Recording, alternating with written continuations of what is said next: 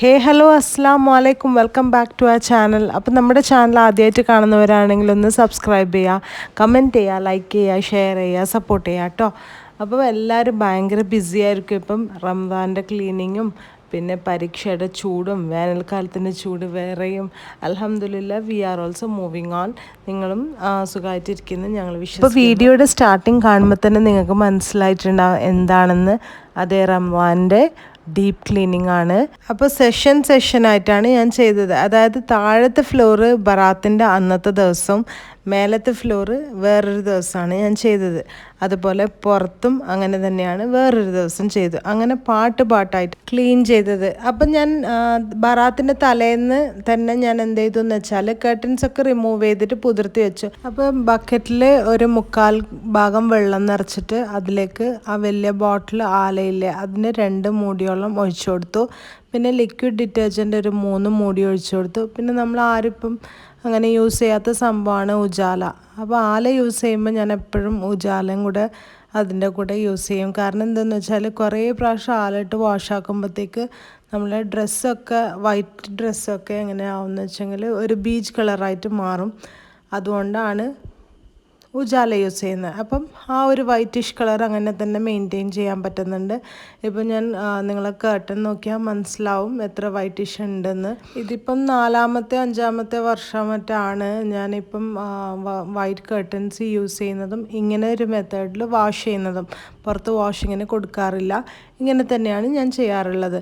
പിന്നെ ഞാൻ വാഷ് ചെയ്യുമ്പോൾ ഒരു കാര്യം ശ്രദ്ധിക്കാറുണ്ട്, ഹോട്ട് വാട്ടർ വാഷാണ് ഞാൻ പ്രിഫർ ചെയ്യൽ.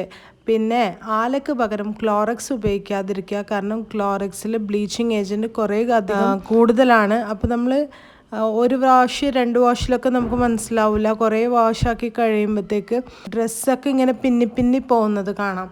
അപ്പം നാച്ചുറലി പിന്നെ നമ്മുടെ കർട്ടൻസ് കുറച്ച് തിക്ക് മെറ്റീരിയലാണ്, അന്നെങ്കിൽ കൂടെ അത് യൂസ് ചെയ്യാതിരിക്കുക എന്നാണ് എനിക്ക് പറയാനുള്ളത്.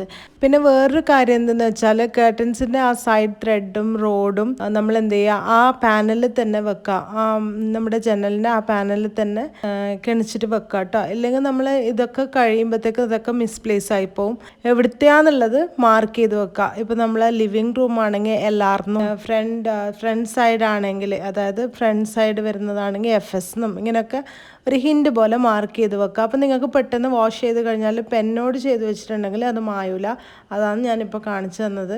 ഇനിയിപ്പോൾ എന്തെന്ന് വെച്ചാൽ നമുക്ക് ഈ വാഷ് ചെയ്ത കർട്ടൻസ് അയൺ ബോക്സിൽ പ്രസ് ചെയ്യുമ്പോൾ കുറേ സമയം പിടിക്കും. കാരണം എന്തെന്ന് വെച്ചാൽ 1 or 2 days പിടിക്കും. കാരണം വീട് മൊത്തമുള്ള കർട്ടൻസ് ഉണ്ടാവുമല്ലോ, അപ്പം ബുദ്ധിമുട്ടാണ്. അതിന് പകരം നമ്മളൊക്കെ എന്ത് ചെയ്യാമെന്ന് പറഞ്ഞാൽ നമ്മളെ ഹെയർ സ്ട്രെയിറ്റ്നറില്ലേ അത് വെച്ച് ചെയ്യാൻ പറ്റും.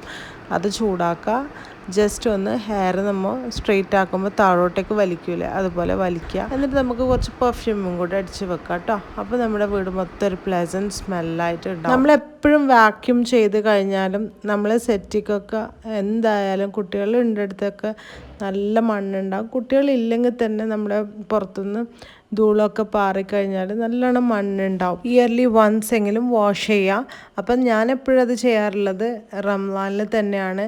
എന്തെന്ന് വെച്ചാൽ നമ്മുടെ every nook and corner clean ചെയ്യണം എന്നല്ലേ നമ്മളെ ഇസ്ലാം പഠിപ്പിക്കുന്നത്. റംസാനിന് ഞാൻ ഉദ്ദേശിച്ചത് റംസാൻ്റെ ഡീപ്പ് ക്ലീനിങ്ങിൻ്റെ സമയത്താണ് എന്നാണ് കേട്ടോ. അപ്പോൾ വീടിൻ്റെ അകം ക്ലീൻ ആക്കാൻ തുടങ്ങുന്നതിന് മുമ്പേ, അതായത് ഒരു രാവിലെ തന്നെ ഞാൻ അറൗണ്ട് ഒരു 7 ആകുമ്പോഴത്തേക്കിന് നമ്മുടെ സെറ്റിയൊക്കെ പുറത്തിട്ടിട്ട് പിന്നെ അവിടുന്ന് വാഷ് ചെയ്യലാണ്. അപ്പോൾ വാഷ് ചെയ്യുമ്പോൾ ഇപ്പം ഹോസ് പൈപ്പ് ഡയറക്റ്റായിട്ട് സെറ്റിയിൽ പിടിക്കാതിരിക്കുക. ബക്കറ്റിൽ വെള്ളം നിറച്ചിട്ട് പിന്നെ ഡിറ്റർജൻറ്റും ബ്രഷ് ഉപയോഗിച്ചിട്ട് വാഷാക്കി കളയുക.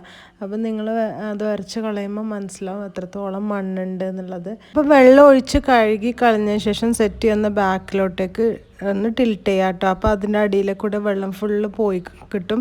അപ്പോൾ നമുക്ക് ഒറ്റൊരു ദിവസത്തിനുള്ളിൽ തന്നെ നമ്മൾ സെറ്റ് ഡ്രൈ ആയിട്ട് കിട്ടും. പിന്നെ ഈ കൂട്ടത്തിൽ തന്നെ നമ്മൾ കുഷ്യൻ്റെ കവേഴ്സൊക്കെ കുഷ്യനിൽ നിന്ന് റിമൂവ് ചെയ്തിട്ട് അതും കൂടെ വാഷ് ചെയ്തിട്ട് വെയിലത്ത് ഉണങ്ങാനിടുക.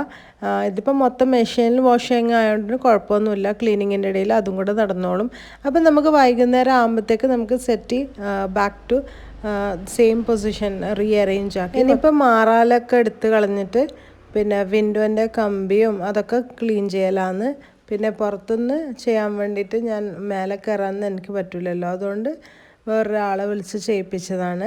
പിന്നെ താഴത്തെ മേലത്തെ ഒക്കെ ഞങ്ങൾ തന്നെ കമ്പിയൊക്കെ തുടച്ച് കളഞ്ഞതാണ്. പിന്നെ വിൻഡോൻ്റെ പാനലും ഗ്ലാസ്സും ഒക്കെ പുറത്തുനിന്ന് ഒരാളെ വിളിച്ച് ചെയ്തതാണ് കേട്ടോ.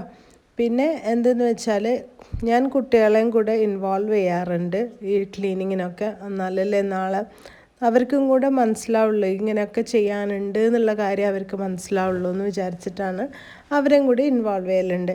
വലിയ വലിയ ഭാരിച്ച പണികളൊന്നും കൊടുക്കില്ല. ജസ്റ്റ് ഒരു കമ്പി തുടക്കാനോ അവരുടെ റാക്ക് സെറ്റ് ചെയ്യാനോ അവരുടെ ബുക്സ് സെറ്റ് ചെയ്യാനോ അല്ലെങ്കിൽ അവരുടെ ക്ലോത്ത്സ് മടക്കി വെക്കാനോ ഇങ്ങനെയൊക്കെ ഞാൻ കുട്ടികളെ ഇൻവോൾവ് ചെയ്യിക്കാറുണ്ട് കേട്ടോ.